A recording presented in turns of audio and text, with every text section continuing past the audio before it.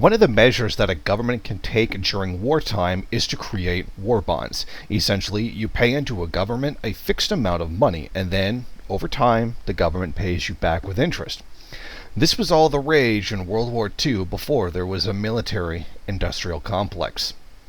All the Allied powers and some of the Axis engaged in it, except the Soviet Union, which had a state-run economy.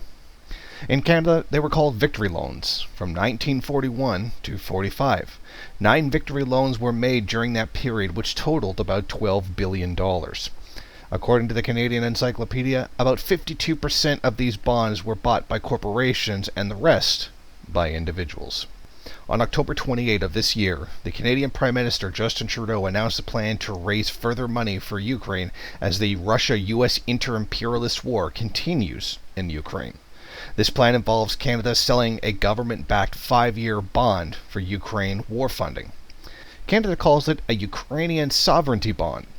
Trudeau's plan would also in turn make Canada the first country to provide war bonds to Ukraine.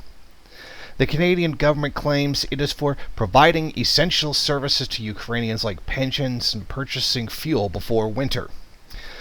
Now, the Canada Files, a Canadian-based anti-imperialist outlet, reached out to the Prime Minister's office to ask, can you guarantee that none of the funds raised from these bonds will go to the Ukrainian military or police?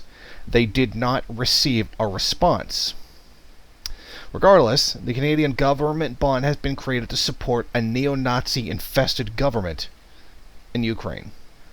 In addition to war bonds for the Ukrainian government, the Canadian government also announced a new round of sanctions targeting various senior Russian officials.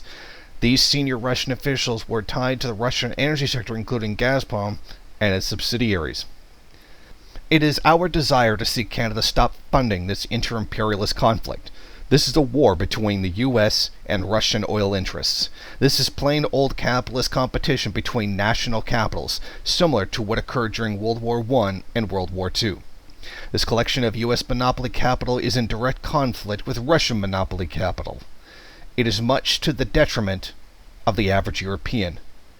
As the capitalist titans battle it out, the little working class people of many countries are crushed under the jackboots of record profits. Thank you for watching. If you like this program, then please head over to my Patreon page and set up a monthly donation. It's your donations that keep this program running. Also, if you would like, please rate, comment, subscribe, and share in various social media.